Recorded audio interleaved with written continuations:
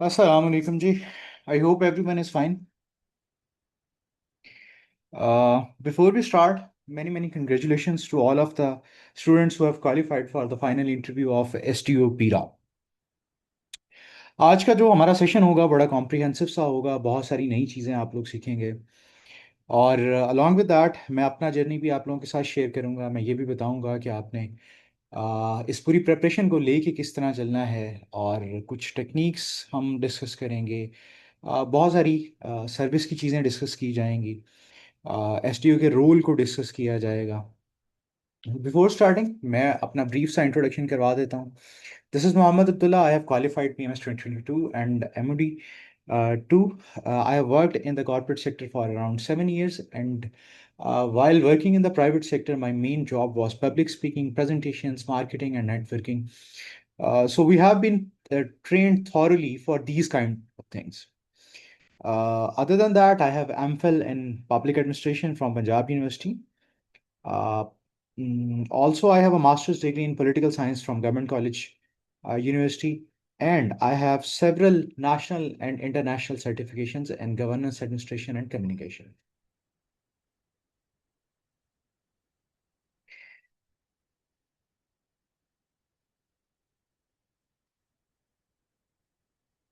अच्छा, अब before we start,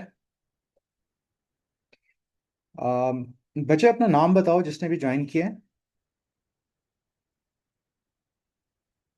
आप लोग जब भी जूम सेशन ज्वाइन करते हैं तो प्लीज़ अपने नाम से ज्वाइन किया करो, ताकि हमें आपके नाम का पता लग सके।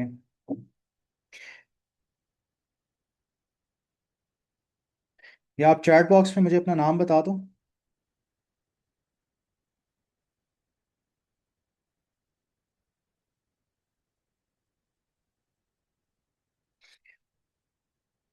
अच्छा, मेनली ये जो हमारा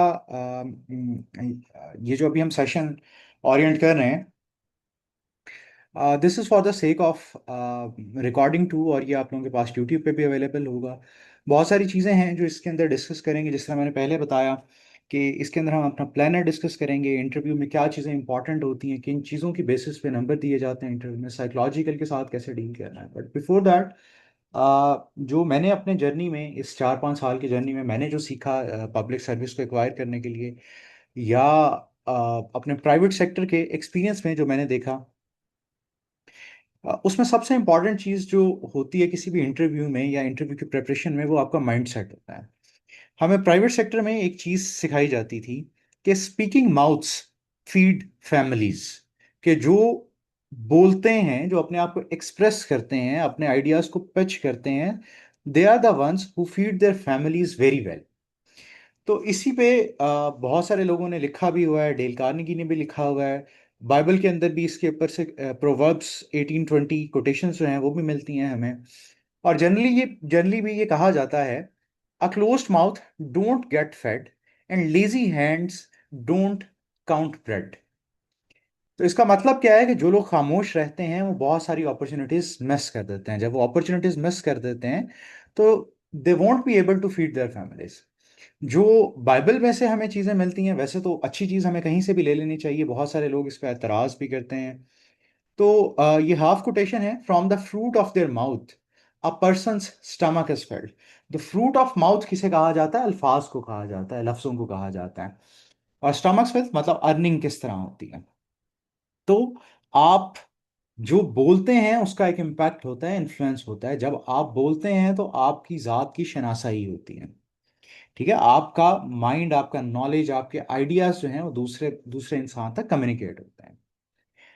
अच्छा, अब ये वाली बात बताने का पर्पस क्या था? इस बात को बताने का सबसे मेन पर्पस बच्चों ये था कि गजटेड सीट जिसके लिए भी आप क्वालिफाई करते हो, उसके ऊपर बहुत ज़्यादा कंपटीशन होता है। तो इसमें आप रिजर्व रह के प्ले नहीं कर सकते। जब आपने इसमें प्ले करना है तो फिर आपने पूरी जान मारनी है इसके अंदर। जो मेरे उस्ताद थे, जो मुझे इंटरव्यू की प्रिपरेशन करवाते थे, वो ये कहते थे कि बेटा आप जॉब मांगने नहीं जा रहे, आप जॉब छीनने जा रहे हो। जस्ट लाइक PMS, इसमें भी एक सीट पे 4 से 5 लोग हैं। तो अब अगर आप वहां पे बहुत ही सबमिसिव हो जाओगे, बोलोगे नहीं, तो फिर होगा क्या? फिर होगा अल्टीमेटली ये कि आपके मार्क्स जो हैं अकॉर्डिंगली डिडक्ट किए जाते हैं। और ये जो जॉब की नेचर है, हम आगे जाके थोड़ा सा देखेंगे। एसटीओ को बहुत सारी चीज़ें इन्फोर्स करवानी है, पब्लिक रिलेशंस हैं, 40-50 लोग इसके अंडर हैं, तो उसको कम्युनिकेट करना है। अगर वो थॉरोली प्रॉपरली ओपनली कम्युनिकेट नहीं करेगा, फिर होगा क्या कि वो अपनी जॉब को प्रॉपरली कंडक्ट नहीं कर सकेगा, अपनी ड्यूटी परफॉर्म नहीं कर सकेगा। ठीक है। और जब आप लोग सर्विस में आओगे तो एक चीज़ मशहूर होती है कि हर ऑफिसर की एक रिप्यूट होती है, खुशबू होती है।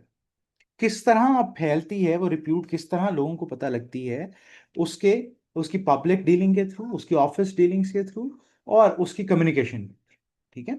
हम बहुत सारे लोगों को जानते हैं जो जिनके साथ सिर्फ हम इसलिए कनेक्टेड हैं वो बहुत अच्छा बोलते हैं, या जिस मौके पे जो चाहिए होता है वो वैसी बात कह देते हैं। ठीक है। तो माइंडसेट अब आपका इसमें क्या होना चाहिए, सबसे पहला कि आपको हेसिटेट नहीं करना, आपको किसी चीज़ के लिए रुकना नहीं है। आपको ओपनली जो आपके माइंड में चीज़ें हैं उनको कैलकुलेटेडली और प्रॉपरली कम्युनिकेट करने के लिए बोलना पड़ेगा, बहुत ज़्यादा बोलना पड़ेगा। ठीक है।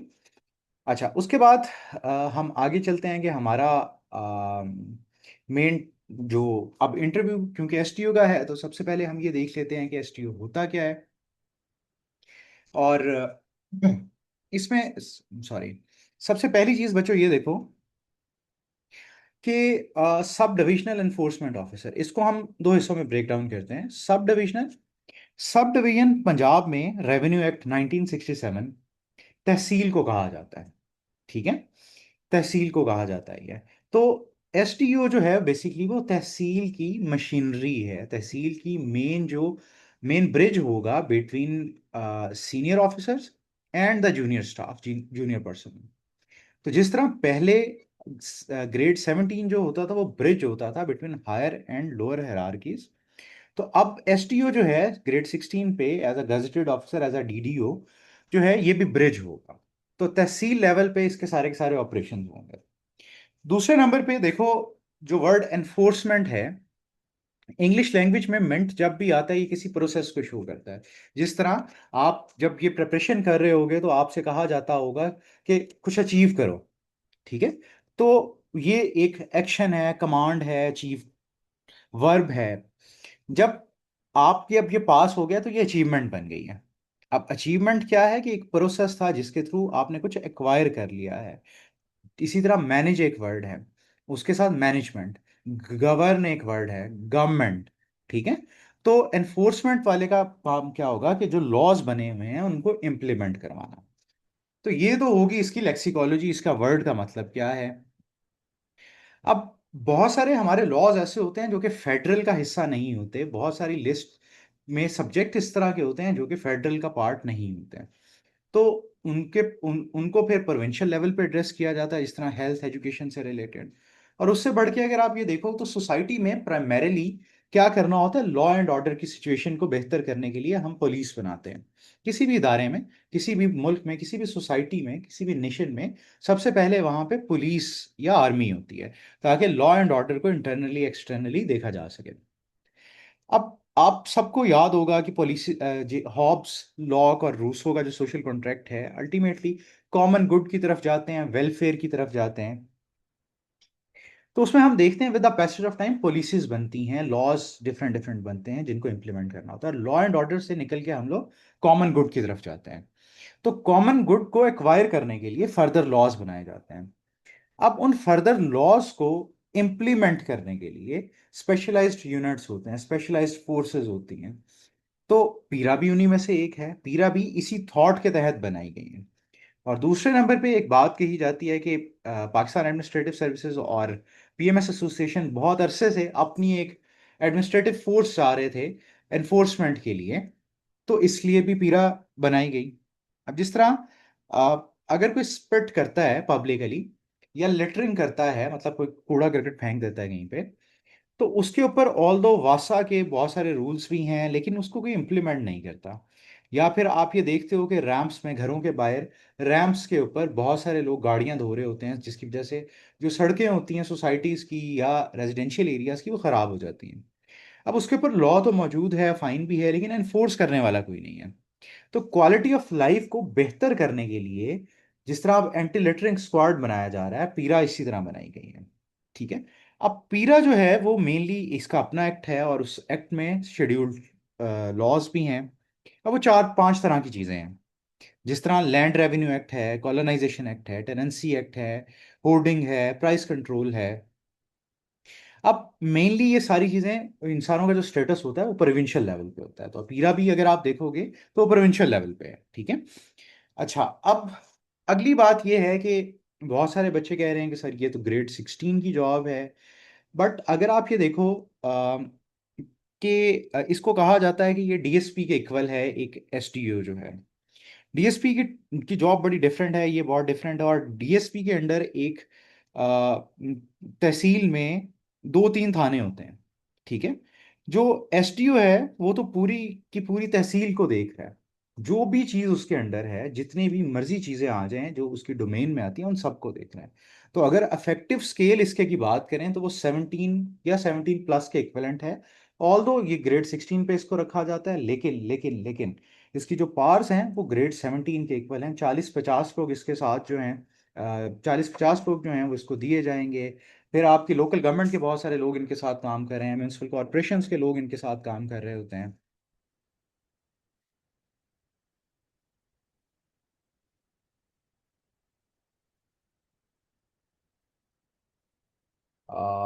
अस्सलाम वालेकुम अब्दुल वहाब। अब हम लोग मेनली ये सेशन जो है ये रिकॉर्ड करके यूट्यूब पे अपलोड करने के लिए मेनली वैसे हम कर रहे हैं। बहुत सारी चीज़ें मैंने बता दी हुई हैं रिकॉर्डिंग में ही। लेकिन अगर आप कहोगे मैं उनको रिपीट भी कर दूंगा। और अभी मैंने जो रिकॉर्डिंग में चीज़ें कवर की हैं वो एसटीओ है कौन, क्या होता है, इक्विवेलेंसी उसकी किसके किसके साथ है, और ये बनी क्यों, फिर आपका माइंडसेट क्या होना चाहिए इंटरव्यू में, इसको देखा है। तो अगर आप इसको लाइव लेना चाह रहे हो तो वो भी ठीक है। जस्ट इन केस अगर आप इसको लाइव नहीं भी लेना चाह रहे तो यूट्यूब पे इसको अपलोड कर दिया जाएगा। मैं जहाँ से मैंने छोड़ा था मैं वहीं से कंटिन्यू करूँगा। बाकी अगर आप यहाँ पे हुए तो फिर मैं आपको लास्ट पे फिर इसको अपडेट कर दूंगा। ठीक है।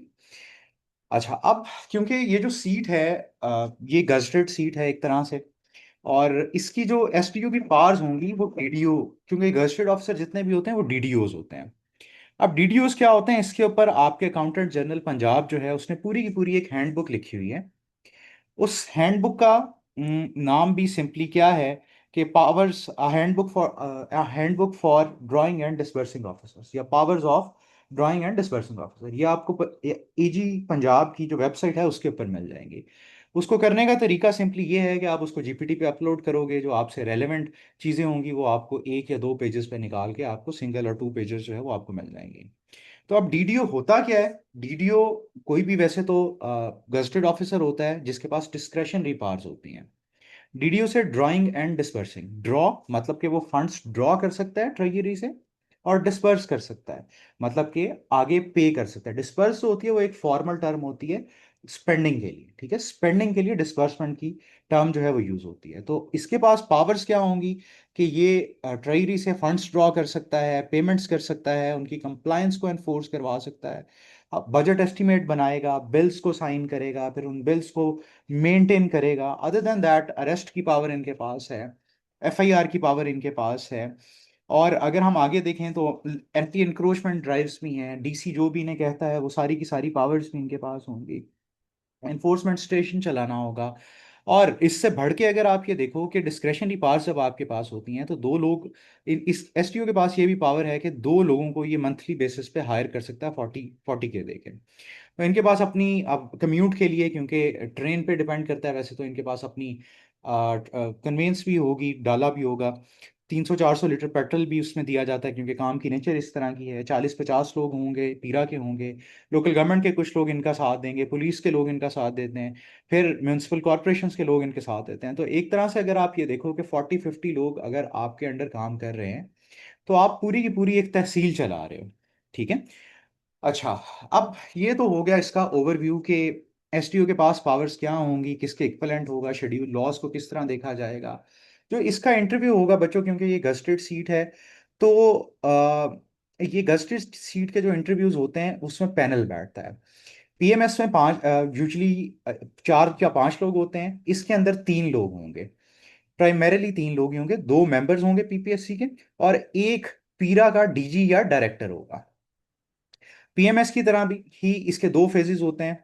पहले फेज में आपका साइकोलॉजिकल होगा, साइकोलॉजिकल रिटर्न होगा, आगे जाके मैं बताता हूँ उसमें बहुत बेसिक सा होता है, उसको तैयार कैसे करना है, उसके अंदर क्या क्या चीज़ें हैं। दूसरा आपकी ग्रुप एक्टिविटी, जिसके अंदर आपको कोई टास्क दिया जाएगा कि आपको एक्सटेम्पोर बोलना है, कोई टॉपिक होगा, 1 मिनट का टाइम दिया जाएगा, और उसके बाद 11-12 लोगों को सेमी सर्कल में बिठा दिया जाएगा और आपको ऑब्जर्व किया जाएगा, फिर उसकी बेसिस पे आपका साइकोलॉजिकल इंटरव्यू लिया जाएगा।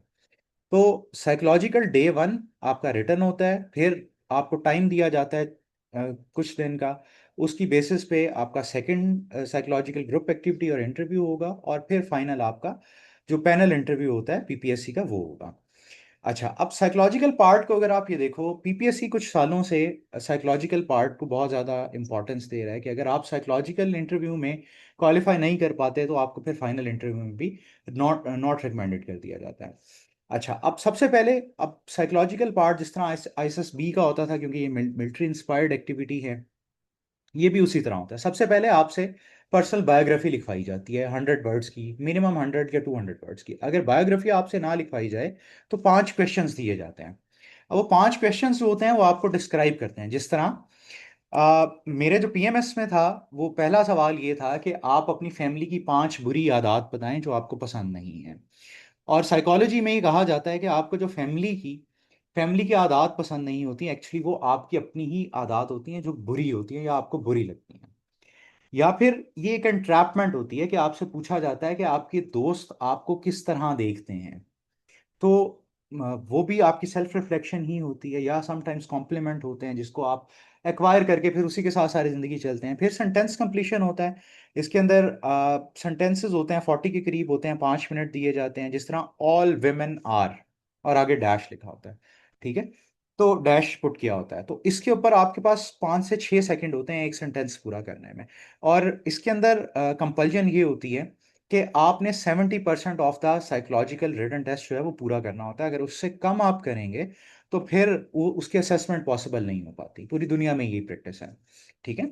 या फिर इस तरह सवाल पूछा जाता है कि चिल्ड्रन आर डैश, मतलब ये मेरे पीएमएस में भी आया था। सारे साइकोलॉजिकल असेसमेंट पेपर्स होते हैं, टेस्ट जो होते हैं, वो सारे के सारे सेम ही होते हैं। तो मैंने लिखा था चिल्ड्रन आर ब्लेसिंग। तो समटाइम्स आप एक वर्ड में भी कर सकते हैं, या सेंटेंस को कंप्लीट करने के लिए आपको पूरा एक और सेंटेंस भी लिखना पड़ता है। फिर इसी तरह वर्ड एसोसिएशन टेस्ट होता है, ये 60 to 80 होते हैं। अगर आपसे पूछा जाए कि मून अगर लिखा हुआ है तो आपके माइंड में क्या आएगा, तो मून लाइट भी आ सकता है, फ्लावर भी आ सकता है, सन भी आ सकता है।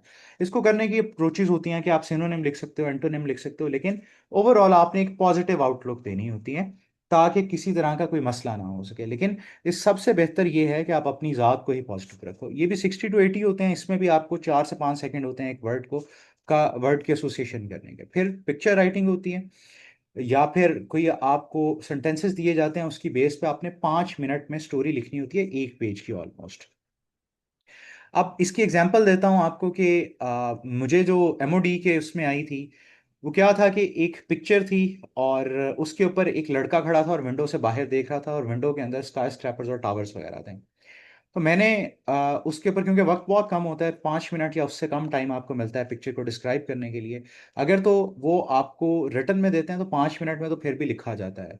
लेकिन सम टाइम्स ऐसा होता है कि वो आपको डेस्क पे बुलाते हैं या टेबल पे बुलाते हैं जहाँ पे साइकोलॉजिस्ट बैठे होते हैं। वो कहते हैं कोई भी एक पिक्चर जो है, उन्होंने इन्वर्ट करके सारे के सारे रखी होती हैं पिक्चर्स, कहते हैं कोई एक पिक्चर उठाएं, उसको देखें 10 सेकेंड, 20 सेकेंड, मैक्सिमम 30 सेकेंड, और उसके ऊपर हमें स्टोरी बनाना है। तो मैंने फिर उसके ऊपर स्टोरी क्या बनाई थी, जो मुझे उन्होंने दिया था कि एक लड़के का नाम ले दिया था XYZ। He move from the village to the city, और उसने बहुत मेहनत की, और अल्टीमेटली पढ़ा, जॉब मिली, और आज की सुबह जो है वो जॉब पे जाने के लिए कॉफ़ी पी रहा है, अपने घर की विंडो से बाहर खड़ा देख रहा है और सोच रहा है कि वो कितना दूर आ चुका है। लेकिन साथ में वो ये भी रिजॉल्व कर रहा है कि इतना दूर तो आ गया है, लेकिन उसे और कितना दूर जाना है। और यही सोचते सोचते वो अपने ऑफिस की तरफ जो है वो निकल जाता है, और एक होपफुल और सक्सेसफुल लाइफ जो है वो स्पेंड कर रहा है। तो इस तरह आपने एक पॉजिटिव और अपनी पर्सनल स्टोरी भी उसके साथ आप मैच कर सकते हो, क्योंकि अल्टीमेटली तो एक्सटेम्पोर या फिल बदी में हमारे पास सारी वही चीज़ें आती हैं जो हमारे सबकॉन्शियस में होती हैं। फिर उसके बाद आपकी हॉबीज़ के बारे में पूछा जाता है। समटाइम्स पीएमएस में तो ये हर बार पूछा जाता है, यहाँ पे भी पूछा जा सकता है कि ड्रॉ योर सेल्फ। आपको 5 मिनट दिए जाते हैं, एक ब्लैंक शीट दे दी जाती है और कहा जाता है कि अपने आप को ड्रॉ करें, या आपसे पूछा जाता है कि ड्राइंग बनाएं किसी उस चीज़ की जो आप अपने आप को तोहफा देंगे। तो वो बनानी तो हमने बिल्कुल एक रफ सी होती है, लेकिन उसके पीछे भी एक साइकोलॉजिकल एलिमेंट होता है कि आपकी लाइन जो है वो कितनी थिक है, थिन है, आपने कितना प्रेशर पुट किया है, आप लाइंस को 2-3 दफ़ा सेम जगह पे ड्रॉ करते हो, आपकी जो रेशोज हैं डिफरेंट ऑब्जेक्ट्स के दरमियान में, क्या वो सेम है क्या नहीं है। जिस तरह साइकोलॉजी में कहा जाता है कि अगर कोई सेल्फ रिफ्लेक्शन के लिए साइकोलॉजिकल डायग्राम बनाता है या पिक्चर अपनी बनाता है और वो अपने नोज को बहुत बड़ा कर देता है, तो दैट पर्सन इज ईगोइस्टिक। ठीक है। तो इस तरह साइकोमेट्रिक में कुछ एमसीक्यू टाइप टेस्ट भी हो सकते हैं, लेकिन पीपीएससी यूजुअली ये लेता नहीं है, एफपीएससी और एमओडी वगैरह वाले लेते हैं। तो ये मेन चीज़ें आपकी होंगी साइकोलॉजिकल रिटर्न में। अब इसमें सबसे इंपॉर्टेंट बात जो बच्चों जानने वाली है वो ये है कि इस ये होता है आपका 2.5-3 घंटे का पेपर होता है। मैं इसमें भी फॉर्मल में गया था, मैं सबको रिकमेंड भी यही करता हूँ कि फॉर्मल में ही जाएं। आप सूट बेशक ना पहने, टाई ज़रूर लगा के जाइएगा। अच्छा, अब अ, इसमें एक कैच ये होता है कि जब आप इसको सबमिट करा देते हैं तो लास्ट पे आपको एक स्लिप मिलती है जिसके ऊपर आपका नाम, रोल नंबर और आपके सेकंड फेज जो डे 2 आपका होगा उसके लिए आपको डेट दी जाती है। अब यूजुअली इसके अंदर 6-7 दिन का फर्क होता है, या मैक्सिमम 2 से 3 वीक्स का फर्क होता है। कुछ बच्चे क्या करते हैं कि जिनकी प्रिपरेशन नहीं होती या जिनको ज़्यादा टाइम चाहिए होता है, वो उनसे रिक्वेस्ट करते हैं कि सर मैं तो गांव से आना है, मेरे पास अभी यहाँ पे रेजिडेंस नहीं है, तो आप काइंडली इसको थोड़ा सा फॉरवर्ड कर दें, थोड़ा सा मुझे रिलैक्सेशन दे दें। तो ये जस्ट मैं आप लोगों को एक टैक्टिक बता रहा हूँ कि जस्ट इन केस कि आप लोगों की अगर प्रिपरेशन ना हो और आपका फर्स्ट साइकोलॉजिकल आ गया है, तो उसके बाद आपको सेकंड के लिए टाइम लेने के लिए आप उनसे रिक्वेस्ट करते हैं और मोस्ट ऑफ द टाइम्स 90% वो आपको रिलैक्सेशन दे देते हैं। अब डे 2 जो होगा वो आपने जो सारा कुछ यहाँ पे लिखा होता है उसकी बेस पे अब उन्होंने एवेलुएट किया होगा आपको। उस एवेलुएशन से पहले वो क्या करेंगे कि आपकी ग्रुप एक्टिविटी होगी, 10-11 लोगों का एक सेमी सर्कल में बिठाया जाता है उनको, यूं करके उनको बिठा दिया जाता है, चेयर्स लगी होती हैं यूं, और यहाँ पे वो खुद साइकोलॉजिस्ट बैठे होते हैं, वो आपको इंस्ट्रक्शंस देते हैं कि आपने हमें नहीं देखना और आपने एज अ टीम इस टॉपिक को लेके चलना है। जिस तरह मुझे टॉपिक मिला था, पीएमएस में जो टॉपिक मिला था वो मिला था ब्रेन ब्रेन ड्रेन। इसके प्रॉस्पेक्ट्स क्या हैं, इम्प्लीकेशंस क्या हैं, क्या ये ब्लेसिंग है या एक कर्स है पाकिस्तान के लिए, इसको लेके चलना है। तो इसकी भी स्ट्रेटजीज होती हैं, आपने किस तरह इसको चलना है, क्योंकि ये तो प्योरली प्योरली प्योरली आपका पब्लिक स्पीकिंग का पार्ट आ जाता है। और इसके अंदर टर्मिनोलॉजीज किस तरह यूज़ करनी है, कि आपने अपने साथ वाले को बुलाना है, किसी को एक्नॉलेज करना है, तो फेलो कोलीग कह सकते हैं आप, रिस्पेक्टेड सर कह सकते हैं। तो इस तरह करके आपने हमने पूरी उसकी लिस्ट बनाई हुई है जिसको मैं लेटर ऑन शेयर करूंगा आपके साथ। तो फिर इसके बाद होता क्या है कि ग्रुप डिस्कशन के बाद या तो वो आपको एक्सटेम्पोर के लिए बुला लेते हैं या शॉर्ट स्पीच के लिए। अगर ग्रुप डिस्कशन हो तो ये दोनों एलिमेंट्स नहीं होते। इसकी बेस पे फिर वो आपको साइकोलॉजिस्ट इंटरव्यू के लिए बुलाता है। वो आपसे पहला सवाल कुछ भी कर सकता है, लेकिन मुझसे मेरे से पहला सवाल ये किया था, क्योंकि मेरा सबसे अच्छा गया था ग्रुप एक्टिविटी जो थी, उसने मेरे से सवाल पूछा कि आपको क्या लगता है कि आपने किस तरह का बोला, अगर आपको आउट ऑफ 11 अपने आप को रेट करना हो तो किस नंबर पे करेंगे। तो मैंने कहा सर सेकंड। उसने मेरे से पूछा कि आप सेकंड पे क्यों खुद को रेट कर रहे हो, आपने तो बहुत अच्छा बोला था। तो मैंने उसे कहा कि there is always room for improvement. तो इस तरह करके वो शुरू करेगा। फिर उसने मेरे से पूछा कि इम्प्रूवमेंट क्या हो सकती है, वो देखता है कि स्लर तो नहीं कर रहे, मम्बल तो नहीं कर रहे, क्या कॉन्फिडेंस लेवल सही है। फिर उसने आहिस्ता आहिस्ता मेरे से और सवाल पूछना शुरू कर दी, करप्शन पे बहुत ज़्यादा सवाल पूछे। और इस इंटरव्यू में जो साइकोलॉजिस्ट आपसे इंटरव्यू लेते हैं वो रिटर्न की बेस पे होता है। मेरे से क्योंकि मैं एक प्राइवेट जॉब कर रहा था ऑलरेडी, मेरी सैलरी बहुत अच्छी थी, तो मेरे से सैलरी पे और करप्शन पे बहुत ज़्यादा सवाल किए गए थे। जिस तरह मेरे से पहले एक सवाल किया गया कि your parents in the public service, तो आपको क्या लगता है कि उन्होंने बहुत जल्दी छोड़ दिया, तो आप क्या विंडिक्टिव होकर सर्विस ज्वाइन करना चाह रहे हैं। एक सवाल तो ये पूछा। दूसरा उन्होंने ये पूछा कि आप प्राइवेट सेक्टर में XYZ सैलरी ड्रॉ कर रहे हैं, तो गवर्नमेंट में तो आपको इतनी नहीं मिलेगी, तो अगर आपकी बीवी आपसे कहे कि आपने कोई फैंसी पर्स उसे चाहिए तो आप उसे क्या कहेंगे। ठीक है। तो फिर उसने तीसरा सवाल किया कि अगर आपकी बीवी कहे कि मेरा इसमें गुजारा नहीं है, तो आप क्या करप्शन करना शुरू कर देंगे, सर्विस छोड़ देंगे, या किस तरह बीवी को समझाएंगे। फिर उस पर मेरा, क्योंकि मॉरल, आपने मॉरली अपराइट रहना होता है, मॉरल स्टैंडिंग रखनी होती है। तो उसने लास्ट पे जाके, जो फीमेल साइकोलॉजिस्ट थी, उसने मेरे से पूछा कि टीवी पे एक खबर चल रही है आपके बारे में, तो आप क्या खबर हो सकती है वो।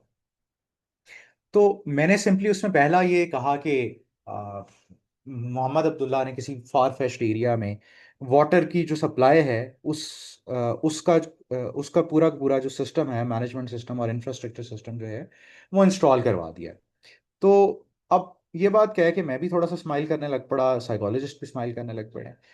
फिर उन्होंने काउंटर क्वेश्चन किया कि आपके बारे में नेगेटिव खबर चल रही है कोई, तो आपने उसी वक्त ऑन योर फीट सोचना होता है और पॉजिटिव सोचना होता है। तो मैंने सोचा कि I took action against the mafias and they kidnapped me. तो वो इस पे वो सारे ही हंस पड़े।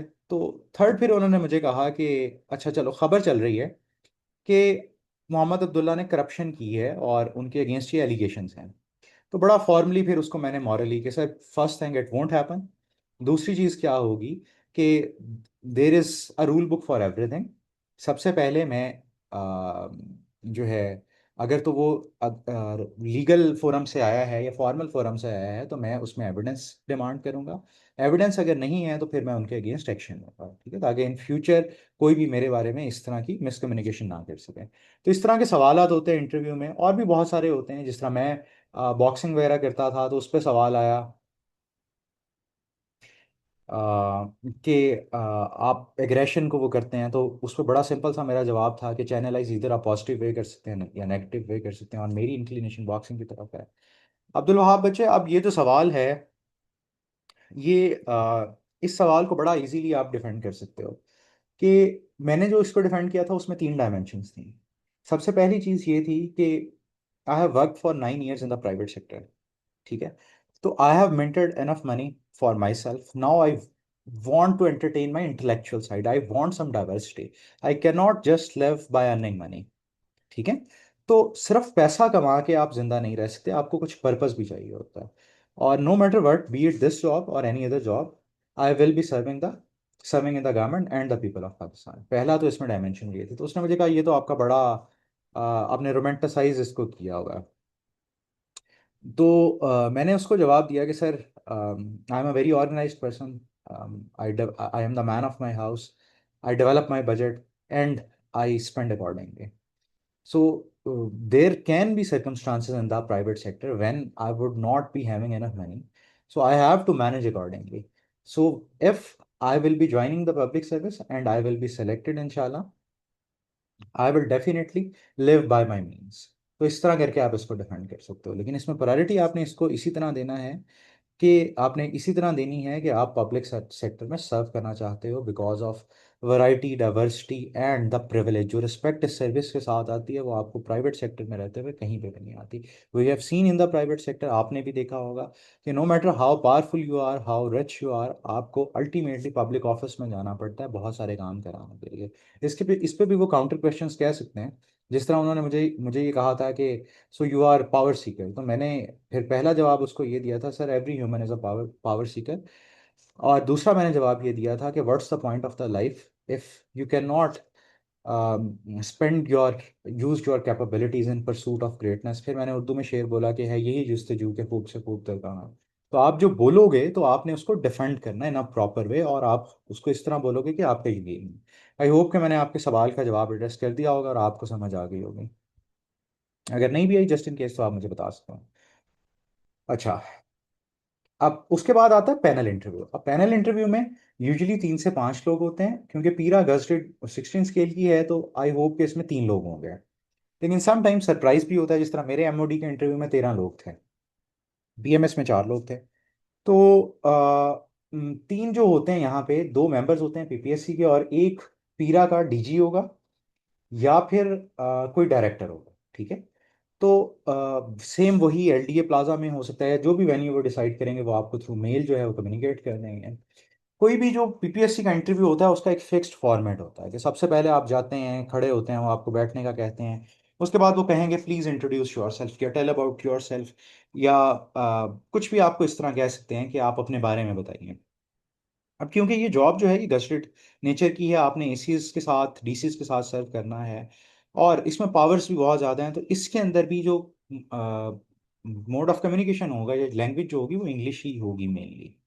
पीपीएससी वैसे लोअर स्केल्स पे ये थोड़ी सी फैसिलिटेशन करता है कि आप उर्दू में बोलें या इंग्लिश में बोलें, लेकिन क्योंकि जो आपसे इंटरव्यूज ले रहे होंगे दे आर प्रोबेबली पीएमएस और पास ऑफिसर्स, और एगर रिपोर्ट है एक 1954 की सिविल सर्विस की, वो ये कहती है कि bureaucracy hires by looking into the mirror.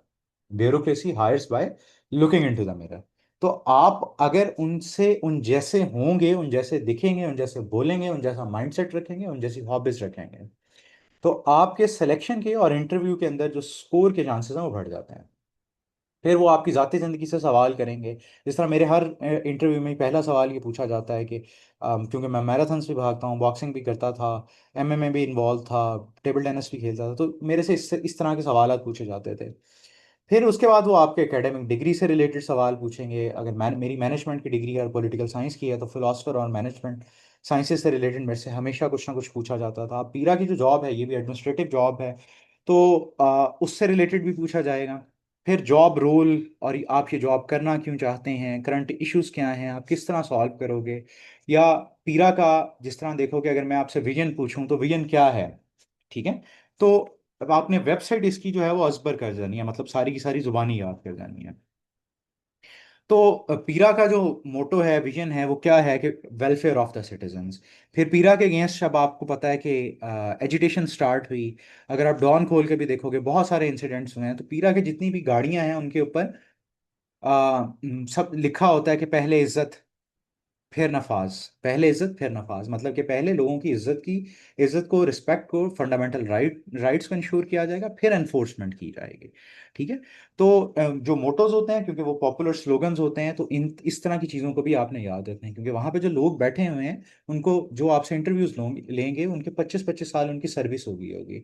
और मैं देखो, मैंने प्राइवेट सेक्टर में शायद 9 साल काम किया है, कुछ और डिफरेंट कंसल्टेंसीज में गवर्नमेंट सेक्टर के साथ जो काम किया है उसमें, अगर हम, मैं बीइंग वेरी यंग, अगर मुझे देख के किसी सामने वाले कैंडिडेट का पता लग जाता है कि ये कैसे बोल रहा है, कैसे सोच रहा है, इसका बैकग्राउंड क्या होगा, ये देख कैसे रहा है, ये नर्वस है, इसका माइंडसेट क्या है। तो जिन लोगों ने 25 साल किया ही पब्लिक सर्विस में काम है, जो डेली बेसिस पे 100-200 लोगों को डील कर रहे हैं, या इससे ज़्यादा लोगों को डील कर रहे हैं, तो वो तो इस फेस रीडिंग में, आपकी पर्सनैलिटी रीडिंग में उनको बिल्कुल भी टाइम नहीं लगता होगा। ठीक है। फिर इस तरह करंट इश्यूज हैं, जिस तरह आप ईरान वाला इशू चल रहा है, बहुत सारे और भी इश्यूज चल रहे हैं, इन्फ्लेशन वाला चल रहा है। तो यूजली अगर ज़्यादा बच्चे होते हैं क्लास में, तो मैं इंटरेक्टिव सेशन को बनाता हूँ, कुछ सिचुएशनल सवाल दे देता हूँ आज के न्यूज़पेपर से। तो इस तरह के सवालात होंगे, और लास्ट पे जो डीजी होता है डिपार्टमेंट का, वो सवालात करता है, और वो सिचुएशनल और एथिकल यूजली करप्शन पे करता है, एजुकेशन पे करता है, इस तरह के सवालात होते हैं। अब इसमें अब ये सब बच्चों के लिए क्योंकि एक आसानी है, तो आप बेशक इस सेशन को ज्वाइन करें या ना करें, इसमें बहुत सारी आगे चीज़ें मैं आपको टिप्स और टेक्निक्स और एरियाज बता दूंगा जिनको आपने कवर करना है। सबसे पहले तो आपने जो 5 लॉज हैं, टेनेंसी एक्ट है, कॉलोनाइजेशन एक्ट है, एंटी होर्डिंग है, प्राइस कंट्रोल है, लैंड रेवेन्यू एक्ट है, उन सबको आपने थॉरली देखना है। क्रैम नहीं करना, क्रैम बिल्कुल नहीं करना। सिर्फ और सिर्फ आपने उसको समझ के जवाब देने के लिए आपने ये सारा कुछ तैयार करना है कि पेनल्टीज क्या हैं, पावर्स क्या हैं किसकी। और उसके अंदर खास तौर पे जो डेफिनेशंस हैं, जिस तरह पीरा अथॉरिटी है, डिपार्टमेंट है, स्पेशलाइज यूनिट है, क्या है, इस तरह की टेक्निकलिटीज देख लेनी है। सीआरपीसी देख लेना है। कॉन्स्टिट्यूशन ऑफ पाकिस्तान में से सिर्फ फंडामेंटल राइट्स और प्रिंसिपल्स ऑफ पॉलिसी देख लेने हैं। साथ में हायरार्कीज क्या हैं, कि डिस्ट्रिक्ट लेवल पे किस तरह गवर्नमेंट ऑपरेट करती है, और तहसील लेवल पे किस तरह ऑपरेट करती है, लोकल गवर्नमेंट में किस तरह ऑपरेट करती है, ये चीज़ें देख लेनी है, क्योंकि ये चीज़ें, ये टेक्निकल साइड है आपके जॉब की। ये चीज़ों के साथ आपकी शनासाई होना बहुत इंपॉर्टेंट है। उसके बाद जनरल नॉलेज, जीके, जिस तरह अगर आप पीरा की वेबसाइट पे जाके देखोगे, तो वहां पे आपको पता लगेगा कि 4 मेन ऑब्जेक्टिव्स हैं, और चौथा ऑब्जेक्टिव जो है वो ई गवर्नेंस है। आपसे सवाल पूछा जा सकता है, पीरा तो ई गवर्नेंस में अभी कुछ भी नहीं कर रही, तो क्या पॉसिबल इनिशिएटिव्स हो सकते हैं। फिर आपकी पर्सनैलिटी रिलेटेड ही, या जनरल नॉलेज से आपसे पर्सनैलिटीज के बारे में पूछा जा सकता है। पाकिस्तान की फॉरेन पॉलिसी के बारे में पूछा जाता है, क्योंकि यूजुअली जो सीनियर्स होते हैं वो फॉरेन पॉलिसी में इंटरेस्टेड होते हैं, या फिर रिलेशंस विद द नेबर्स में होते हैं, इकोनॉमी में होते हैं, तो इसके ऊपर तो सवाल आना ही आना होता है। जो ये होता है, ये यूजुअली एफपीएससी में ये वाला पार्ट होता है कि एवरीडे साइंस में से कुछ पूछ लेते हैं, मैथ्स करवा लेते हैं, इंग्लिश का कुछ पूछ लेते हैं, लेकिन पीपीएससी का पैनल ये नहीं पूछता, तो इस वाले पार्ट को आप इग्नोर कर सकते हैं। हाँ, एआई से रिलेटेड के AI blockchain and it's use in पीरा या गवर्नमेंट, उसको किस तरह लेके चल सकते हैं, वो एक मेन एरिया है। उसको आप लोगों ने ज़रूर करना है, क्योंकि अब तो इंटरव्यूज़ और बहुत सारी चीज़ें जो है हम देखते हैं कि वो एआई के थ्रू ही हो रही होती हैं, कि क्वेश्चन उनका जो बैंक बनता है, बहुत सारी चीज़ें वहाँ पे। तो पीरा स्पेसिफिक इसके अंदर आप डिस्ट्रिक्ट के बारे में, हर हर जो स्टूडेंट होता है उसका डोमिसाइल जिस डिस्ट्रिक्ट का होता है, उसका डिस्ट्रिक्ट प्रोफाइल उसे पता होना चाहिए। गवर्नमेंट जो है वो गजट भी इशू करती है और डिस्ट्रिक्ट प्रोफाइल भी होता है। अगर आप सिंपली लिखो जिस तरह मैं लाहौर से हूँ, या मेरे एबोरिजिनल्स जो हैं वो विहाड़ी या डीजी खान से हैं, तो वो मेरे से इन इन जगहों से सवालात पूछ सकते हैं कि क्या मसाइल हैं आपकी डिस्ट्रिक्ट के, क्या कौन वहाँ की फेमस पर्सनैलिटीज़ हैं, कौन ब्यूरोक्रेट्स हैं, कौन जजेस वगैरह हैं, और इस तरह के सवालात पूछे जा सकते हैं। ठीक है, और पीरा रिलेटेड खास तौर पे। फिर पर्सनल प्रोफाइल आता है, आपका इंट्रोडक्शन होता है, आपकी स्ट्रेंथ वीकनेसेस होती हैं, आपकी हॉबीज़ होती हैं, आपकी डिस्ट्रिक्ट अवेयरनेस होती हैं, आपके फ्यूचर गोल्स होते हैं, आपकी प्रीवियस अचीवमेंट्स होती हैं, और आपका एप्टीट्यूड पूरा का पूरा इसमें पता लगता है। फिर जो मैंने जिस तरह पहले बताया था, जो डीजी होता है यूजुअली, वो आपसे एथिकल या सिचुएशनल सवाल पूछेगा। मेरे से जो डिफरेंट सवाल डिफरेंट मौक़ों पे पूछे गए हैं, वो सब एक क्या था कि आपको फार फेस्ट एरिया में पोस्ट किया जाता है, तो वहाँ पे आपने पॉपुलेशन कंट्रोल पे काम करना है, तो आप किस तरह करोगे। ठीक है, तो ये सवालात, अब ये टेक्निकल सवाल है कि आपने सोशल सेटिंग को कंसिडर करना है, फिर आपने बोलना है। या फिर अब पीरा है, पीरा को बहुत ज़्यादा ओपोजिशन फेस करनी पड़ रही है या एजिटेशन हो रही है इसके अगेंस्ट, तो आप किस तरह उसको टैकल करोगे। कोई आपके पास ऑलरेडी ऐसे सिनेरियोज हैं जहाँ पे पीरा के अगेंस्ट इतनी ज़्यादा ओपोजिशन हो रही हो, तो उसको आपके आप होते तो कैसे करते, आप सीनियर्स के साथ किस तरह कोऑर्डिनेट करोगे, करप्शन को, ब्राइबरी को, और जो गरीब लोग हैं जो जो कि वायलेशन कर रहे हैं बार बार, उनको आप किस तरह टैकल करोगे। तो इस तरह के सवालात हैं। इसका भी तरीका बड़ा सिंपल होता है, मैं बता दूंगा, यहाँ पे भी बता देता हूँ कि डॉन.com पे आप जाओगे, डॉन न्यूज़पेपर की वेबसाइट ओपन करोगे, वहाँ पे सर्च बार में जाओगे और पीरा लिखोगे। जब आप पीरा लिखोगे तो आपके सामने काफ़ी सारे न्यूज़ आ जाएंगी जो कि इसी से रेलेवेंट होंगी, कि पीरा का बजट कम हो गया, पीरा के अगेंस्ट प्रोटेस्ट हो गया, पीरा पीरा के ऑफिस पे किसी ने जो है उसका घेराव कर लिया, प्रोटेस्ट, उनके एजिटेशन उनके अगेंस्ट शुरू हो गई। तो आपने वो सारे के सारी सिचुएशन पढ़नी और देखना है कि पब्लिकली या एज अ सिविल सर्वेंट आप, या पब्लिक सर्वेंट, आप किस तरह उस सिचुएशन को डील करोगे। ठीक है, किस तरह उस सिचुएशन को काउंटर करोगे। तो ये बस एक हैक है कि आपके पास ऑलरेडी सिचुएशंस न्यूज़पेपर के अंदर हैं, तो आपने उसको किस तरह टैकल करना है वो आपको पता है। अब ये देखो कि मैंने मेन चीज़ें बता दी कि इंटरव्यू किस तरह होता है, क्या क्या मेन एरियाज हैं उसके अंदर। अब आते हैं उस पे जो मैंने अपने 7 साल के कॉर्पोरेट में और बाकी पब्लिक सेक्टर के साथ जो मैंने काम किया है, उसके अंदर जो मैंने चीज़ें सीखी हैं। अब ये चीज़ बहुत इंपॉर्टेंट है, जो मैं अभी ये 4 चीज़ें आपको बताऊंगा। किसी भी इंटरव्यू के 4 कंपोनेंट होते हैं। किसी भी इंटरव्यू, पब्लिक सेक्टर का हो, प्राइवेट सेक्टर का हो, प्राइवेट सेक्टर में सिर्फ एक और एलिमेंट भी आ जाता है, वो मैं बाद में बताऊंगा। लेकिन यूजुअली यूजुअली किसी भी इंटरव्यू के 4 कंपोनेंट्स होते हैं। सबसे पहला कंपोनेंट है नॉलेज का। अब नॉलेज और कॉन्फिडेंस जो है ये कनेक्टेड होते हैं, कि अगर आपके पास नॉलेज है तो नेचुरली कॉन्फिडेंस भी होगा। ठीक है, अगर आपको चीजें आती हैं तो आप किसी चीज से डरोगे नहीं। खैर, इस पे हम आते हैं बाद में। जो नॉलेज सबसे पहले है, अभी इंटरव्यू में आप लोगों के पास शायद 25-30 दिन है, तकरीबन इतना टाइम है कि पीएमएस के पेपर्स के फौरन बाद या last week of the PMS exam, सुना है हमने कि ये शुरू हो जाएंगे, तो आपने टेंटेटिवली 1 महीना या 25 दिन अपने माइंड में रखने हैं। अब पीपीएससी जब इंटरव्यूज लेना शुरू करता है तो वो एकदम ही करता है, 20 दिन में भी कर सकता है वो। लेकिन उसके अंदर अच्छी बात यह है, क्योंकि अब इसके अंदर बच्चा बहुत ज़्यादा है, 400 के करीब बच्चा है, तो एक दिन में 10 या 20 लोगों के इंटरव्यूज होते हैं। ठीक है, 10 या 20 लोगों के इंटरव्यूज होंगे, तो जब अगर, तो 10 लोगों के इंटरव्यूज होंगे, फिर तो 40 दिन लग जाएंगे। तो वो खुशकिस्मत होंगे जिनके लास्ट स्टेज में आएंगे, लेकिन ऑब्वियसली उनका इंटरव्यू भी जो है वो मुश्किल होता जाएगा। अगर एक दिन में 20 लोगों का इंटरव्यू करेंगे तो ऑब्वियसली फिर 20 दिन लगेंगे। ठीक है, अच्छा, अब इसके अंदर नॉलेज आएगा कहाँ से। नॉलेज रीडिंग के थ्रू आता है। कौन, किस चीज़ की रीडिंग, रेलेवेंट रीडिंग, लॉज की रीडिंग, न्यूज़पेपर की रीडिंग, करंट अफेयर्स की रीडिंग, पाकिस्तान अफेयर की रीडिंग, मसाइल की रीडिंग, जो इनकी वेबसाइट्स की रीडिंग, पीरा की वेबसाइट की रीडिंग, एजी ऑफिस की वेबसाइट की रीडिंग, जितने भी इससे रिलेटेड डॉक्यूमेंट्स आपको मिलते हैं, you just have to read. पहला स्टेप तो ये है।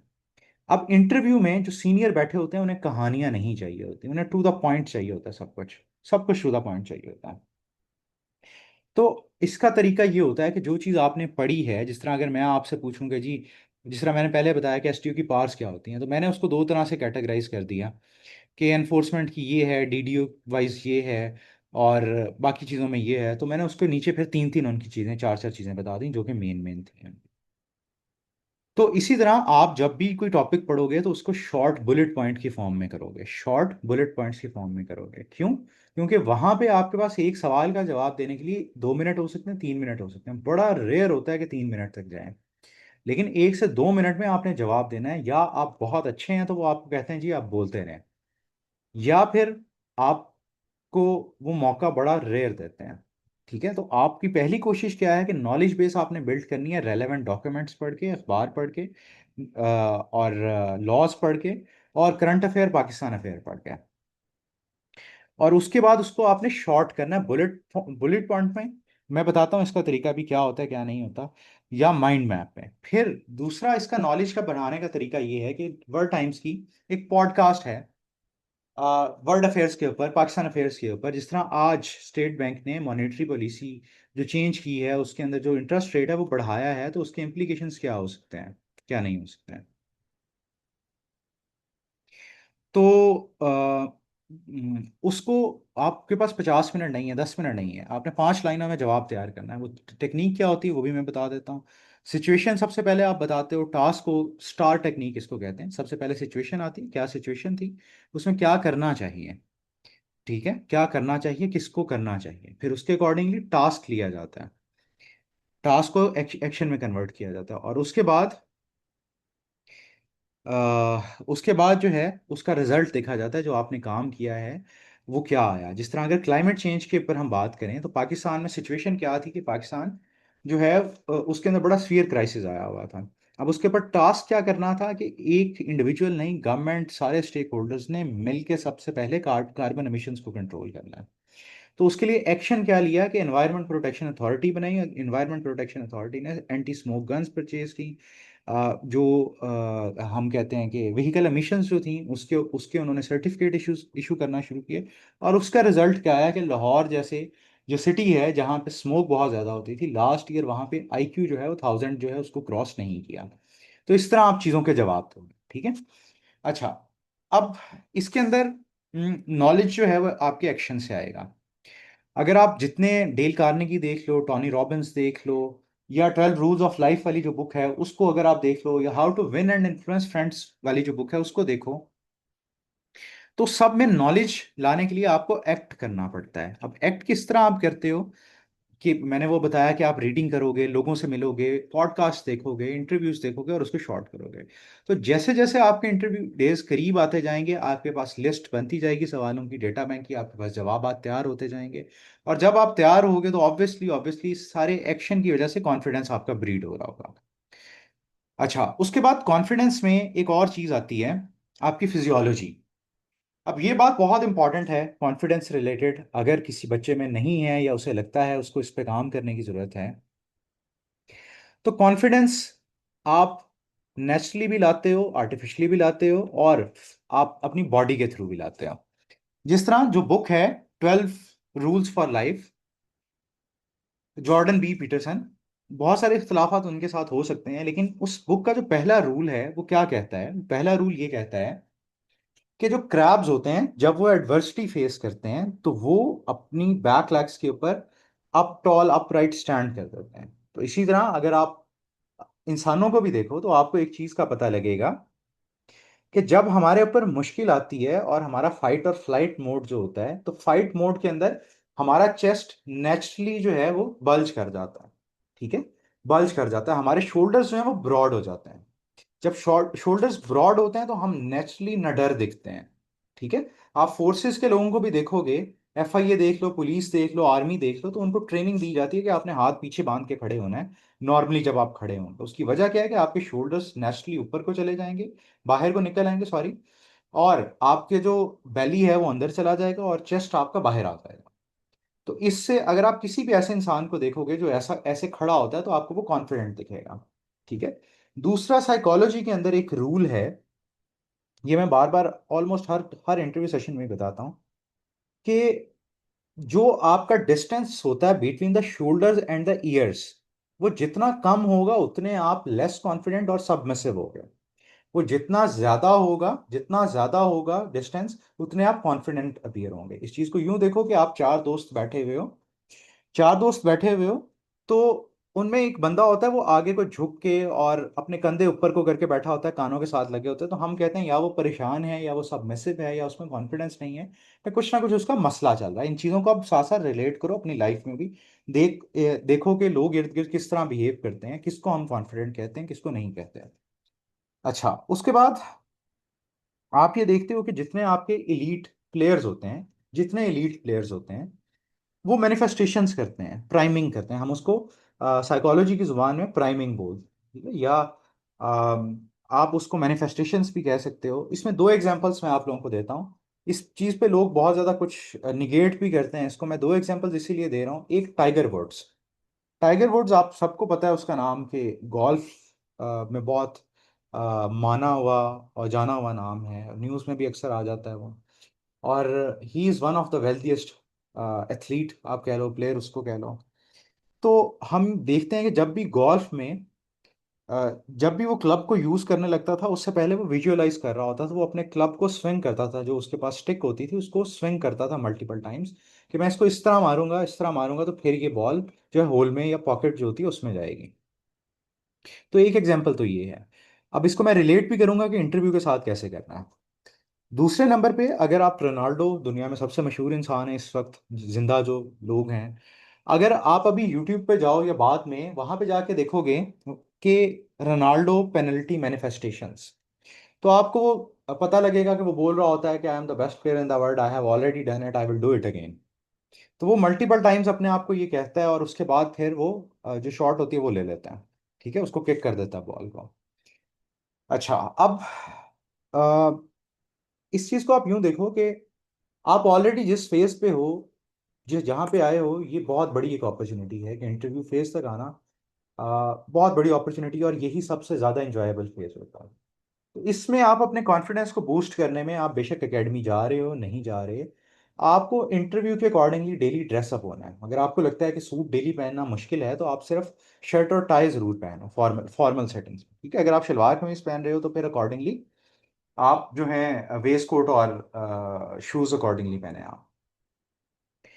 तो उसका एक फायदा क्या होगा कि आप विजुअलाइज कर रहे हैं कि आप अब एक्चुअली एक ऑफिसर की तरह ऑपरेट करना है, या एक्चुअल आपने इंटरव्यू रूम में जाके बैठना है।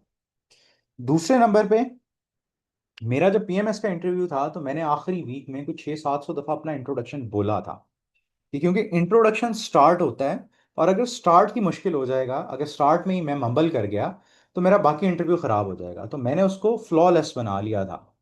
तो इसी तरह प्रैक्टिस प्रैक्टिस प्रैक्टिस जब आप करते हो, तो ऑब्वियसली उससे कॉन्फिडेंस भी बढ़ता है। और साथ में फिजियोलॉजी, जिस तरह मैंने टिप्स बताई, और भी बहुत सारी हैं 8-9 जो कि मैं रेगुलर क्लासेस में बताऊंगा, एक दफ़ा सेशन शुरू हो जाए तो उनको आप फॉलो करते हैं, और उसके अकॉर्डिंगली जो है आप अपने आप को सपोर्ट करते हैं। और टॉनी रॉबिन्स जो है, सबने उसका नाम सुना होगा, वो भी यही कहता है कि माइंड फॉलोज द मोशन।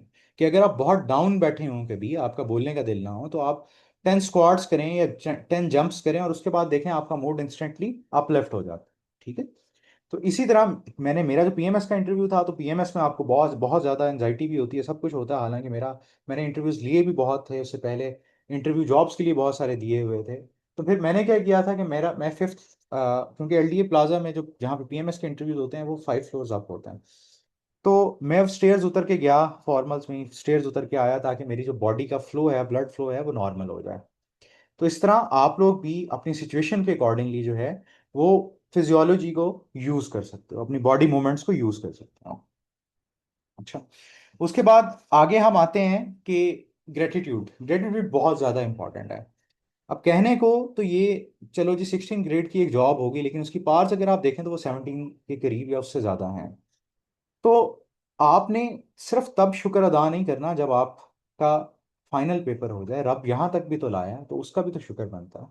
तो जब आप ग्रेटिट्यूड को प्रैक्टिस करते हो, तो फिर होता क्या है कि आप रिजल्ट से समहाउ मावरा हो जाते हो।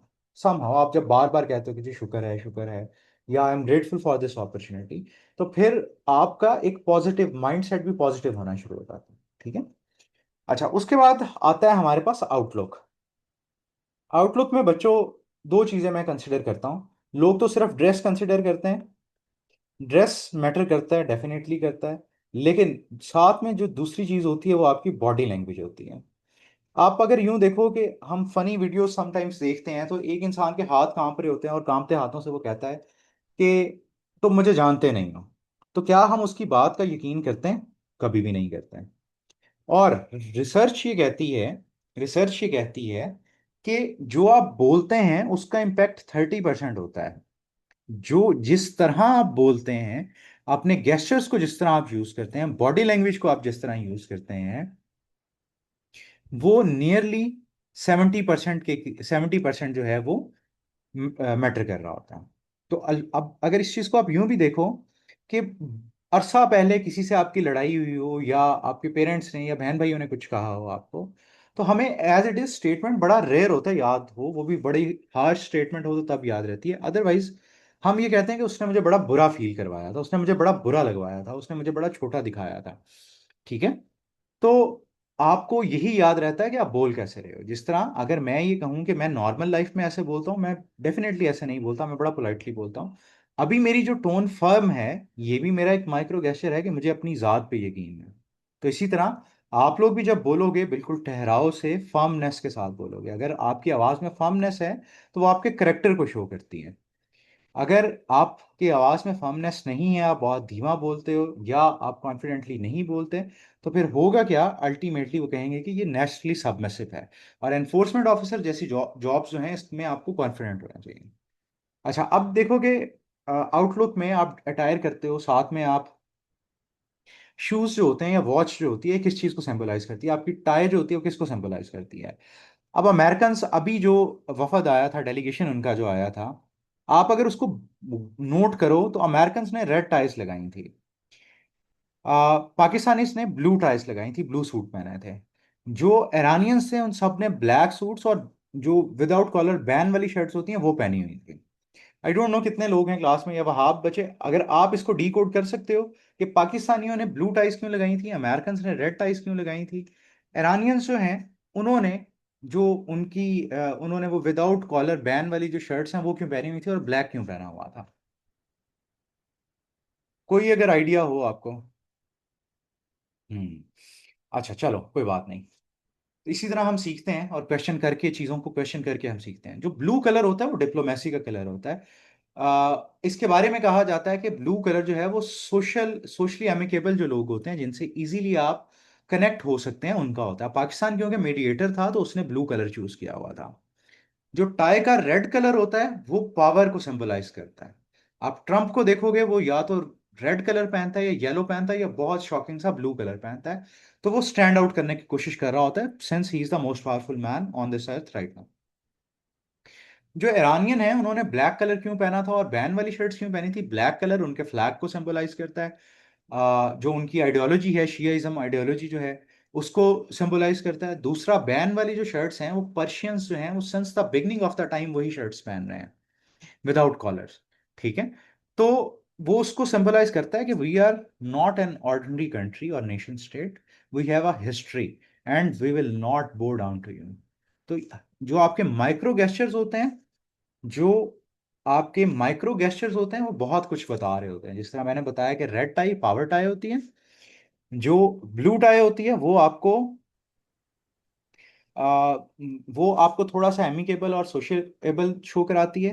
ईरानियंस के जो बगैर कॉलर वाले शर्ट थे, बैन वाले जो शर्ट थे, वो उनकी हिस्ट्री को, पर्शियन कल्चर को शो कर रही थी।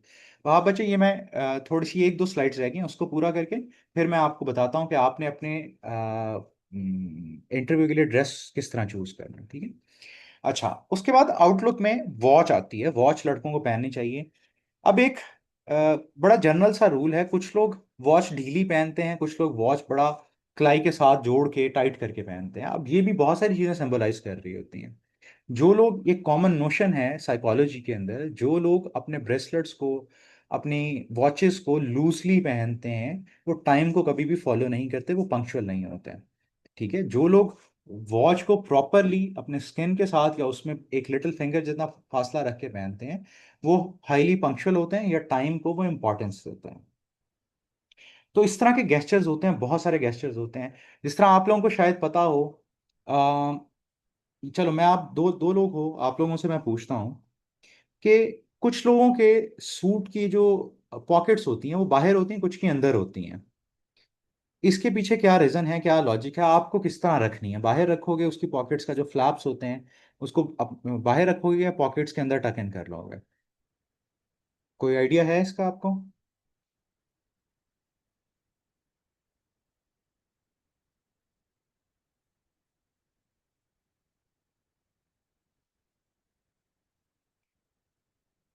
नहीं। मिलिट्री, बेसिकली ये मिलिट्री रूल था बड़ा पहले से, और उससे पहले फॉर्मल फॉर्मल अटायर के अंदर ही ऑब्वियसली सूट एक फॉर्मल अटायर है। जब जो लोग मैरिड होते हैं उनकी जो कोट की जेबें होती हैं, सूट की जो जेबें होती हैं, उनके फ्लैप्स बाहर होते हैं। जो अनमैरिड लोग होते हैं वो फ्लैप्स को अंदर कर लेते हैं पॉकेट्स के।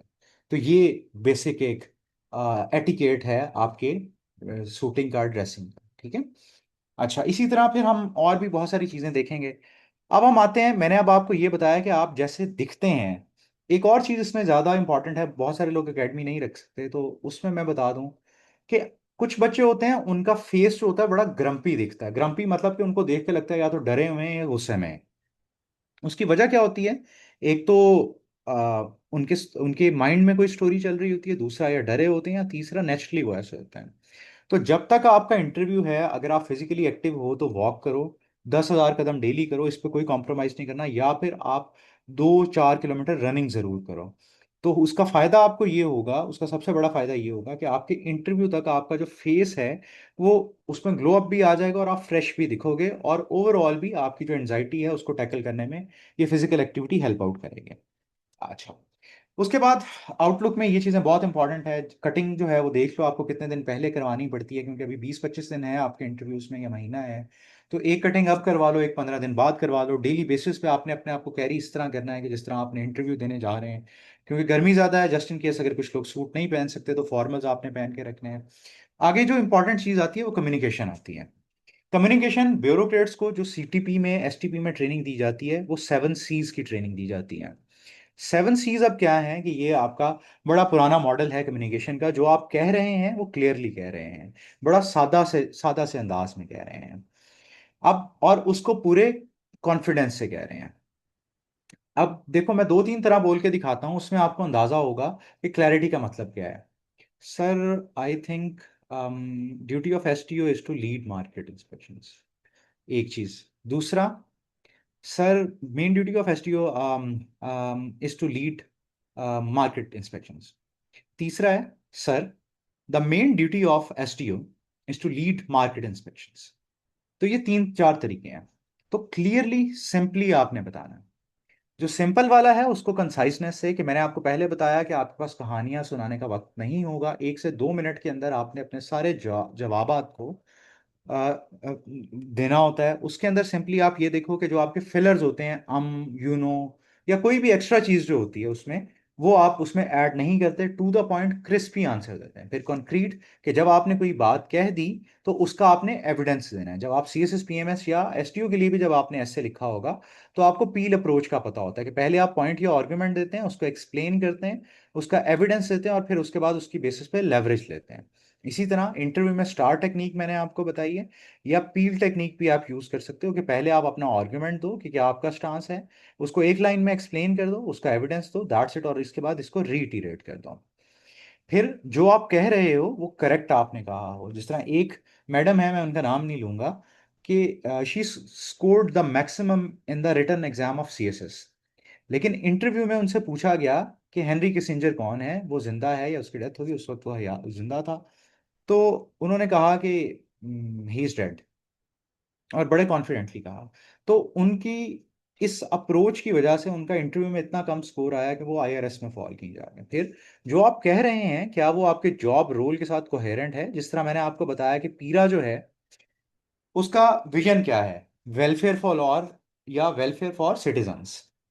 तो आप जो भी अपना जवाब दोगे उसके अंदर आपने सिटीजन वेलफेयर को जरूर ऐड करना है, कहीं ना कहीं ऐड करना है। जब आपसे डिपार्टमेंटल सवालात होंगे, जब आपसे सिचुएशनल सवाल होंगे, या आपके माइंडसेट के बारे में सवाल होंगे कि दूसरों के लिए आसानी की बात, फिर जो भी आप बात कह रहे हो उसको मुकम्मल करना है, उसको अधूरा नहीं छोड़ना। उसके बाद कर्टसी दिखानी है। मेरे इंटरव्यू की प्रिपरेशन पे सर ने मुझे ये सिखाया था कि अगर, क्योंकि जो पीएमएस का इंटरव्यू होता है उसमें आपका चेयरमैन भी बैठा होता है और वो मिलिट्री पर्सनल होता है। तो मेरे सर ने मुझे ये कहा था कि मिलिट्री वालों को जी हजूरी बहुत पसंद होती है। तो आपको जहाँ लगे कि आप आ, थोड़ा सा स्लो डाउन हो रहे हो, या जहाँ पे आपको लगता है कि जवाब से सेटिस्फाई नहीं हो रहा, वहाँ पे 3-4 दफा सर ऐड कर दो। Sir, in my opinion it is like this sir. ठीक है, सर या मैडम स्माइल के साथ, एक फर्म टोन के साथ उसको ऐड करना है। ये क्या चीज शो करेगी कि यू आर टीचेबल। जिन लोगों को गवर्नमेंट हायर करती है उनसे दो चीजें एक्सपेक्ट करती है, कि वो सबमिसिव हों, पॉजिटिवली सबमिसिव हों, कि उनको जो ऑर्डर दिया जाए उसको वो कबूल करने वाले हों। दूसरा, वो टीचेबल हों, कि उनको कोई चीज सिखाई जाए, उनको चैलेंज दिया जाए तो वो उसको इजीली करें। तो यही दो अप्रोचेस हमें जिंदगी में कामयाब होने के लिए चाहिए होती है। ठीक है। अच्छा, अब ये है 7 C's ऑफ कम्युनिकेशन। कोशिश ये करो कि ये सारे ना भी हों। कम्युनिकेशन आपकी तब अच्छी होती है, कम्युनिकेशन का सबसे पहला स्टेप अच्छा करने का होता है कि आप अच्छा सुनो। जब आप अच्छा सुनोगे तो आप अच्छा बोल सकोगे। और कम्युनिकेशन को, जो साइकोलॉजी के अंदर भी अच्छे कम्युनिकेटर्स को डिफाइन किस तरह किया जाता है, कि purpose of communication is to make your audience see what you saw. कि जो आपने देखा है आप अपने ऑडियंस को, जो आपके सब्जेक्ट्स हैं या आपके कंपेनियंस हैं, फेलोज हैं, उनको आप वो दिखाओ। Hear what you have heard, कि जो आपने सुना है वो आप उनको सुनाओ। Feel what you have felt, या feel what you have seen. तो अब इसको इस तरह रिलेट करो कि महफिल होती है, मजलिस होती है, हम लोग या कोई भी इंसान है या खुतबा है, उसके अंदर हजूर पाक की जिंदगी से कोई बात बताई जाती है, तो हम लोगों ने वहां पे 1400 साल पहले थे तो नहीं हम वहां पे, तो हम वो सुन के रोने क्यों लग पड़ते हैं? या मजलिस कोई, अगर आपने कभी शाम गरीबा सुनी हो, तो उसमें हम लोग उसको सुन के, या लोग उसको सुन के क्यों दुखी हो जाते हैं या रोने क्यों लग पड़ते हैं? क्योंकि वो जो जाकिर होता है, वो जो ऑरेटर होता है, जो स्पीकर होता है, वो हमें वो दिखा रहा होता है जो उसने कहीं पे पढ़ा या सुना होता है। वो हमें फील करा रहा होता है कि उस वक्त उस इंसान ने कैसे फील किया था। समटाइम्स आपका कोई दोस्त आपके घर में कोई पेन में होता है जब बहुत ज्यादा, तो वो जब अपनी बात बता रहा होता है, हमारी आंखों में आंसू आ जाते हैं। या कोई भी इंसान जो आपसे कोई फेवर लेने आता है या कुछ भी, तो उसका मसला देख के हम अपने आप को रेजिस्ट नहीं कर पाते। क्यों? क्योंकि वो इस तरह हमें बता देता है कि हम वही फील कर रहे होते हैं जो वही इंसान फील कर रहा है। हम उसके शूज में चले जाते हैं, सिंपथी और एम्पथी फिर शो करते हैं उसके साथ। तो आपने कम्युनिकेशन में, और एक और इंपॉर्टेंट पार्ट है जो यहाँ पे मेंशन नहीं किया हुआ, पॉजेज होते हैं। कि आपको पता है कि आप एक गो में कितने लफ्ज बोल सकते हो। मैं बहुत ज्यादा लफ्ज नहीं बोल सकता, तो मैं ठहर ठहर के बोलता हूँ। और इंटरव्यूअर्स भी जो होंगे वो आपको ये नहीं कहेंगे भाई साहब जल्दी बोलो, वो आपको टाइम देंगे। Take your time, speak as long as you want. लेकिन उसके बावजूद वो हर सवाल पे ये हमें नहीं देंगे, लेकिन बोलने का तरीका आप अपना इंप्रूव करोगे। मैं छोटी छोटी चीज़ों पे पॉज लेता हूँ, फिक्रे के बाद या किसी और के बाद। उसकी वजह क्या होती है? उसकी वजह ये होती है कि मैं, मेरे मुंह में सलाइवा ना भर जाए, या मैं मंबल ना करूं, या मुझे आर्टिकुलेशन का टाइम मिल जाए। तो आपने सबसे पहले क्लैरिटी पे काम करना है। आपसे आपके घर में भी कोई बात पूछी जाती है तो आपने उसको सोच के 2 सेकंड का, 3 सेकंड का पॉज लेके क्लियरली बताना है। अभी से ये प्रैक्टिस शुरू कर दो। दूसरा, अगर आप मेरी आवाज़ को गौर से सुनो तो आपको एक चीज़ पता लगेगी, जब कोई इंपॉर्टेंट चीज़ होती है तो मैं एम्फेसाइज करता हूँ, मैं उस चीज़ पर थोड़ा सा जोर देता हूँ। जो चीज़ बाकी बाकी अल्फाज होते हैं, बाकी फिक्रा जो होता है, मैं नॉर्मली बोल रहा होता हूँ। जिस चीज़ को मैंने इंपॉर्टेंस देनी होती है उस पर मैं अपनी आवाज़ भारी कर देता हूँ, या उसको थोड़ा सा उस पर पॉज ले लेता हूँ। दूसरे नंबर पे टू द पॉइंट बोलें, टू द पॉइंट बोलना सीखें। और तीसरे नंबर पे पॉजेस पे काम करें। और कंसाइजनेस के अंदर मैंने क्यों कहा है कि मैं भी बहुत ज़्यादा फिलर्स यूज़ करता हूँ, आई नो, यू नो, इस तरह के। तो आपने इनको अब कट ऑफ करना है। पहले तो आइडेंटिफाई करो, एक रिकॉर्डिंग करके 1 मिनट की, 2 मिनट की, बिल्कुल सुकून से बैठ के, कि आप अगर किसी चीज़ पे बात करते हो तो कौन सा लफ्ज़ बोलते हो। ठीक है, कुछ बोलते हैं, कुछ लोग अच्छा बोलते हैं, कुछ लोग सो बोलते हैं, कुछ लोग बोलते हैं। तो इन चीज़ों को आपने एलिमिनेट करना है। अच्छा, अब हमारा क्या तरीका होगा वो तो आप लोगों को पता है ऑलरेडी, कि मैं डेटा बैंक प्रोवाइड करूंगा लॉस का। उसके हम जवाबात मिलके बनाएंगे। पर्सनल प्रोफाइल आप लोगों का बनवाऊंगा, आपका इंट्रोडक्शन बनवाऊंगा। साइकोलॉजिकल असेसमेंट के लिए मैं शीट्स वगैरह प्रोवाइड कर दूंगा आप लोगों को, जिसकी बेसिस पे फिर बॉडी लैंग्वेज की, जिस तरह आज मैंने बहुत सारी टिप्स बताई हैं। टोन का बारे में बताया है कि किस, कहाँ पे ऊंची करनी है पिच, और टोन कहाँ पे नीची करनी है। आंसर राइटिंग पे मैंने स्टार और पील का बताया है, लेकिन इसको फिर हम जब डेली बेसिस पे क्लास करेंगे तो थोड़ी बेहतर होगी। डेटा बैंक आपके सवाल जो रिसेंटली हो रहे हैं इंटरव्यू क्वेश्चंस पे, जो अभी जॉब्स के इंटरव्यूज हो रहे हैं, उसको हम देख लेंगे। फिर डेली बेसिस पे हम अगर स्ट्रेंथ हम देखेंगे कितनी होती है कितनी नहीं होती, इंटरेक्टिव इंटरव्यूज कर लेंगे, और एट द एंड जब हमारी प्रिपरेशन पूरी हो जाएगी तो 3 1-on-1 इंटरव्यूज हम कर लेंगे ऑनलाइन। जो लाहौर में है उन बच्चों को तो मैं कह देता हूँ कि आप अगर जस्ट इन केस अगर आपने फेस टू फेस इंटरव्यूज देने हैं तो आई वुड बी अवेलेबल, लेकिन ज़्यादातर लोग फिर ऑनलाइन ही कहते हैं, तो फिर कैमरा ऑन करके हम लोग कर लेते हैं। अब इन सारी चीज़ों से इंपॉर्टेंट चीज़ जो आपको कोई नहीं बताएगा वो मैं आपको अब बताता हूँ। इस चीज़ को अपने साथ बांध के रख लो, ये मौका बार बार नहीं आएगा। CSS PMS में भी बहुत बार ऐसा होता है कि एक पास हो जाता है, अगली बार फिर नहीं हो पाता। तो इंटरव्यू की बेसिस पे इंटरव्यू मेक और ब्रेक सिनेरियो है। इंटरव्यू मेक और ब्रेक सिनेरियो है। हमने CSS में देखा है कि 680 लेके 670 लेके लोग इंटरव्यू में ज़्यादा अच्छा स्कोर करते हैं और पास में चले जाते हैं, पुलिस में चले जाते हैं। इसी तरह इन जॉब्स पे भी, क्योंकि एग्रीगेट बनना है, मेरिट बनना है, तो आपकी माइंडसेट क्या होना चाहिए? माइंडसेट सिर्फ ये होना चाहिए कि मैंने इंटरव्यू में टॉप करना है। और ये बिल्कुल मुश्किल काम नहीं है, दुनिया में कोई भी काम मुश्किल नहीं होता, इधर यू आर ट्रेंड और अनट्रेंड। अगर आप ट्रेंड हैं तो ऑब्वियसली आपके लिए सारी चीज़ें आसान हो जाएंगी। जिस तरह अगर मैं आपको एक और एग्जांपल दूं, आप में से शायद कोई बच्चा UFC देखता हो, जिसमें खमजाद खबीब वगैरह ये नाम आपने सुने होंगे। तो इस्लाम माकाशेफ और खबीब भाई या कज़न जो भी हैं, रिलेटिव्स हैं, उससे सवाल पूछा जाता है कि अगर आपको खबीब से चैंपियनशिप के लिए लड़ना पड़े तो आप क्या करेंगे? तो कोई आम इंसान हो तो वो कहेगा कि जी मैं लड़ लूंगा। जो बहुत ही सबमिसिव होगा वो कहेगा मैं तो नहीं लड़ूंगा। तो इसके लिए मीडिया ट्रेनिंग दी जाती है। अगर आप सेशन ना भी ज्वाइन करें, आपने यूट्यूब पर जाके मीडिया ट्रेनिंग आंसरिंग टेक्निक्स लिख रहे हैं, वो आपको टेक्निक्स बताएंगे। तो वो जो इस्लाम जवाब देता है वो क्या कहता है? कहता है he is my brother, if I want the belt I will simply go to his home and bring the belt. अब ये इतना डिप्लोमेटिक और पॉजिटिवली जवाब दिया गया है कि अगर आपका एक्सपोजर नहीं है, आपकी मीडिया ट्रेनिंग नहीं है, आप इस तरह जवाब नहीं दे सकते। खैर, मैं जो आपको बात बताने जा रहा था वो बात ये है कि इंटरव्यू रूम में आपको टेस्ट किया जाता है। जब आप जाके सीट पे बैठते हो तो आपको पता लगेगा कि वो जो सीनियर्स बैठे होते हैं उनकी नज़रें पियर्स कर रही होती हैं आप में, आपको ऊपर से लेकर नीचे तक देख रहे होते हैं, आपको ऑकवर्ड लग रहा होता है। इंटरव्यूअर को पैसे या टास्क इसलिए दिया गया है, उसने आपको डराना है, उसने आपको समहाउ ऑफ बेस करना है। और इंटरव्यूअर्स जब आपको डराएंगे तो बीइंग एन इंटरव्यू आपने डरना नहीं है। हर इंटरव्यूअर को पैसे इसीलिए मिलते हैं कि उसने टेस्ट करना है। तो यही बात जो थी मैं आपको बताना चाह रहा था सिंपली, कि इंटरव्यूअर डराएगा, आपके माइंड में ये बात पहले से होनी चाहिए। आपने उस डर को ओवरकम कैसे करना है हम सेशन में भी देखेंगे और सेशन के बाद भी देखेंगे। लास्ट चीज़ ये है कि मेरे साथ जिन्होंने मुझे कम्युनिकेशन सिखाई थी वो ये कहते थे कि कुछ लोग होते हैं जिनको आप रेडिली सब कुछ दे देते हैं, वो आपसे सेल्स भी ले लेते हैं, आपको ट्रेनिंग्स भी दे देते हैं, ताल्लुक भी बनाते हैं, आपसे मिलना भी चाहते हैं। तो कहते थे कि बजाय कि आप किसी से कोई चीज मांगो, आप इतने अच्छे बन जाओ कि आपसे बात करने का दिल करे। बहुत सारे हमारे पास भी इंटरव्यू देने के लिए ऐसे लोग आते हैं कि जिनसे दिल करता है कि हम डिटेल में इनफॉर्मल बात करें। कुछ लोग होते हैं उनसे सवाल पूछते हैं वेयर डू यू लिव, वो कहते हैं लाहौर। ठीक है, इसके पीछे ये जवाब गलत नहीं है, लेकिन आप इस कम्युनिकेशन को बढ़ा सकते हो। जिस तरह मैसेजेस में हम लोग अगर बात करते हैं तो कोई अगला इंसान अगर 1 वर्ड रिप्लाईज कर रहा हो तो हम उसके साथ बात को कंटिन्यू नहीं करते हैं। अगर कोई इन्वॉल्व हो रहा होता है बात में, या अपने आप को इन्वॉल्व कर रहा होता है और इंटरेस्ट शो कर रहा होता है, हम बात को बढ़ाते हैं।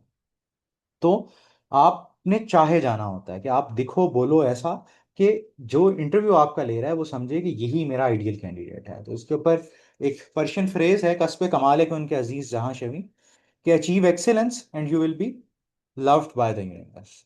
तो ये बच्चों हमारा सारा का सारा था। ये यूट्यूब पे इंशाल्लाह आज रात को या कल कल तक ये अपलोड हो जाएगी सारी की सारी। इसके अंदर मैंने सारी चीज़ें बड़ी डिटेल में बता दी हैं। जस्ट इन केस अगर कोई एकेडमी अफोर्ड नहीं भी कर सकता तो उसके लिए भी ऑब्वियसली ये अवेलेबल होगी। और कोई अगर सवाल है, जो भी यहाँ पे अवेलेबल हैं बच्चे, तो आप लोग कर सकते हो। अदरवाइज फिर हम सेशन में सारा कुछ करेंगे। अगर सवाल नहीं भी है तो प्लीज़ कंफर्म कर दो, ताकि आपका वक्त भी बच जाए, मेरा वक्त भी बच जाए, और फिर हम जो आज का सेशन है उसको एंड कर देते हैं।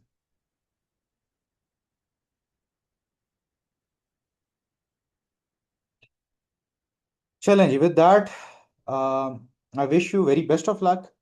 और आई होप कि जिस मंजिल के लिए आपने इतना ज़्यादा सफ़र तय किया है, इतनी मेहनत की है, वो आपको मिले। ढेरों दुआएं जी। खुश रहें, ख्याल रखें। अल्लाह हाफ़िज़।